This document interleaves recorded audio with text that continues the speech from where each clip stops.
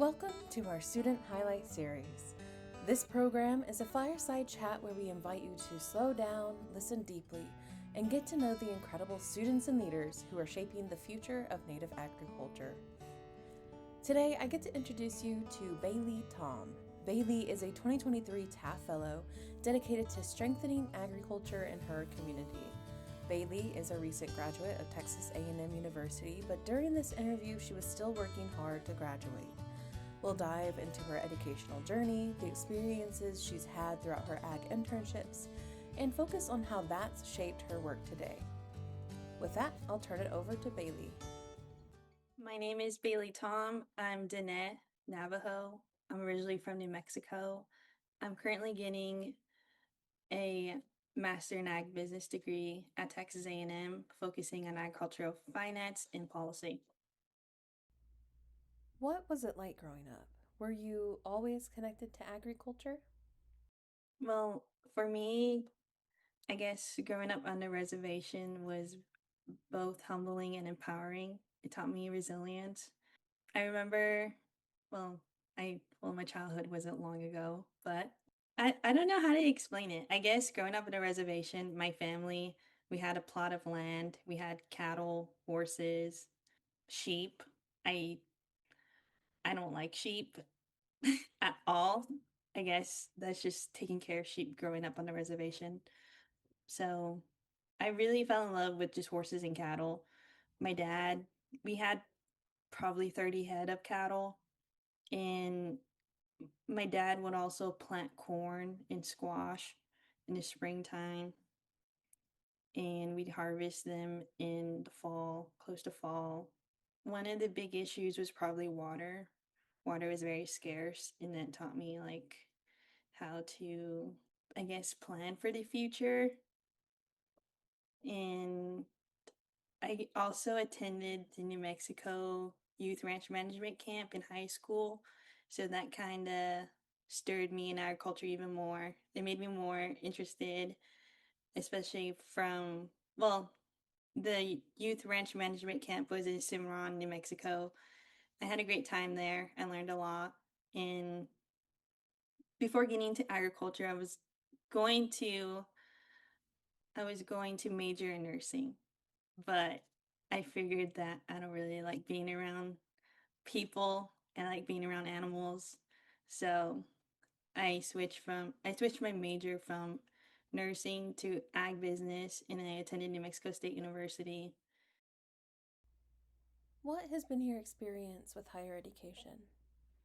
The Texas A&M MAB program is a really good program. They provide real case scenarios of what managers go through, given if the company's corporate or an LLC, and they really prepare you for the real world.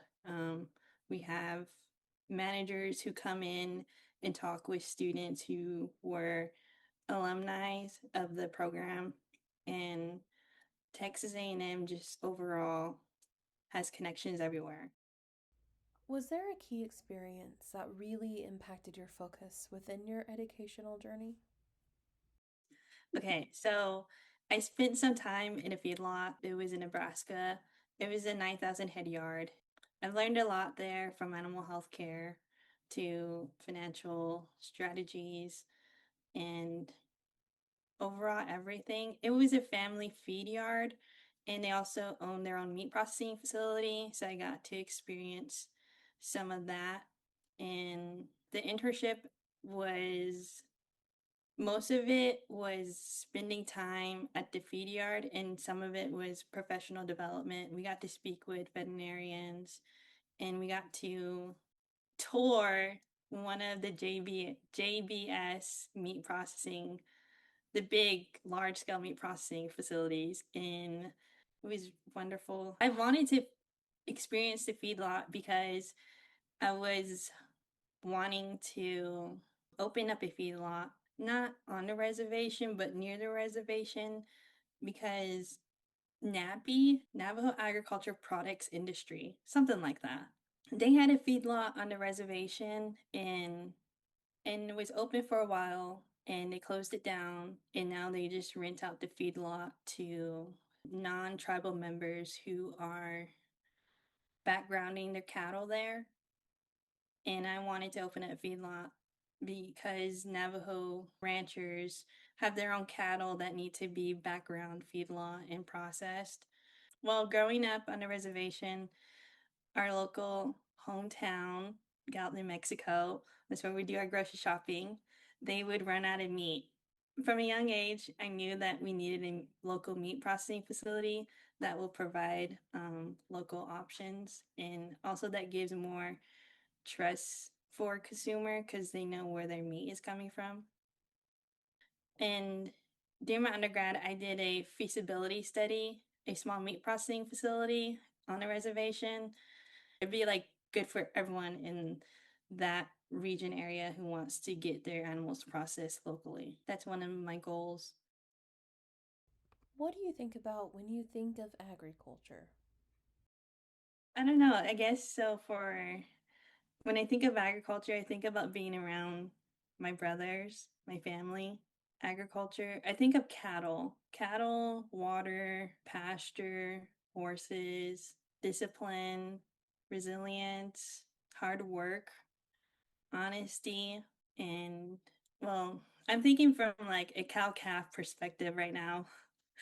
I think when you're about to go out and start your day, I think you have to be positive about it on a ranch. You just got to have a positive mindset every day, and and then to be resilient. I don't know, like when I think of agriculture, I just think like it's going to be fun. I really enjoy the work. Like it just doesn't feel like work to me. It feels like something I really enjoy. Yeah, I don't think I could imagine life without being around horses or cattle. I really enjoy this lifestyle. I think it was probably because I, as a child, I would go and help gather cattle, and that would be my favorite thing. And then just riding horses with my brothers. I mean, I think that was probably why I really love agriculture. Are you currently working with any organizations that help tribal producers? So, NAFS, which stands for Native Agriculture Financial Services, we're a CDFI, and we are new. We were established like 2 years ago, I believe, but we're CDFI, which stands for Community Development Financial Institution that serves underserved communities. Most farmers and ranchers for natives, they don't really have a good credit history because original banks, lenders have their traditional where they look at your credit, and if it's not long enough, or if you're just a beginning farmer and rancher, they don't want to loan you money. The other issue is that most native farmers and ranchers are on the reservation, and so most of the land is entrusted with the federal government, and so most traditional lenders, they can't loan you money if you can't put your land up for collateral that's entrusted with the federal government, because the federal government obviously owns that land, and there's like laws around that issue.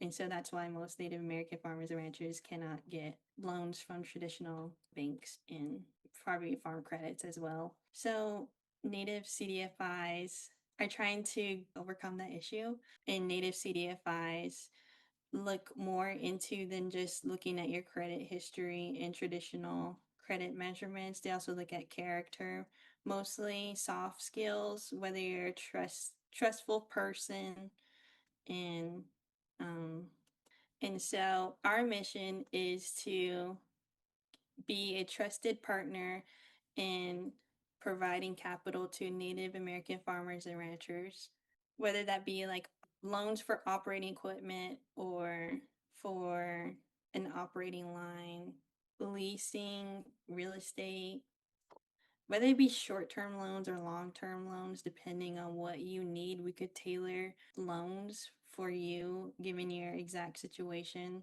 But also, my other research with Farmer Mac. So, my research with Farmer Mac is how can we give more capital to Native CDFIs to be able to help Native American farmers and ranchers. And so, my research is coming up with a product or solution of how secondary lenders could help Native native CDFIs get more funding. And so my research right now is evolving around that area. What do you think about TAF? How does TAF help you and others? TAF is basically like family. You're surrounded with Native American students who and professionals who have the same passion for agriculture.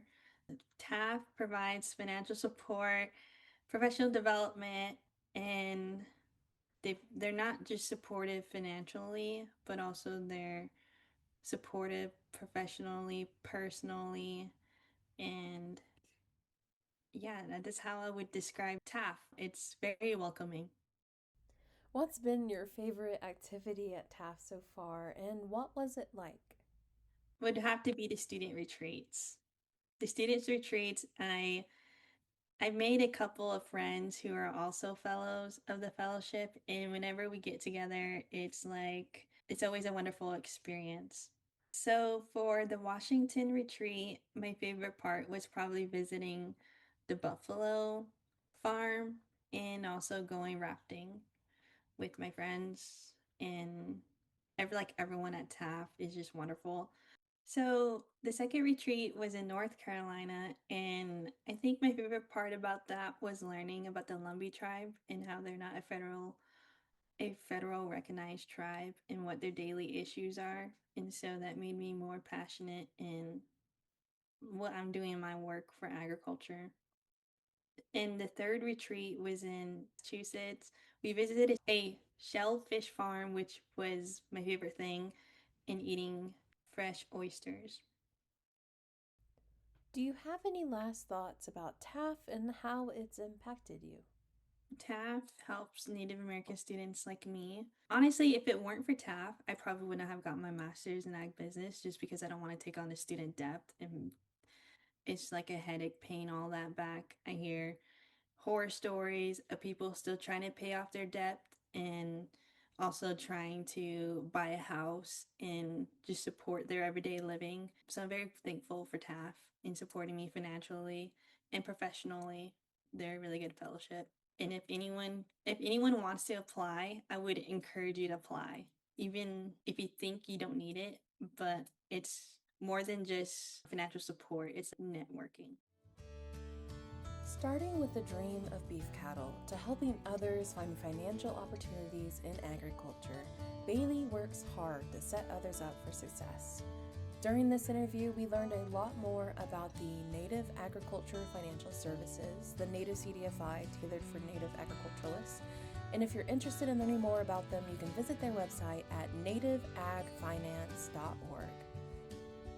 We hope you enjoyed learning more about Bailey and her journey, and learning more about TAF programming directly from our fellows. We're extremely proud of our students, especially as they act as leaders in the community, aiming to lift up others and share the wealth they've earned throughout their lives, wealth in fellowship, knowledge, and support. These are the stories of resilience, innovation, and leadership. Thank you for joining us. To hear more of our student journeys, please like and subscribe. You can also learn more about TAF programming and our fellows by visiting us on our website at taffellows.org.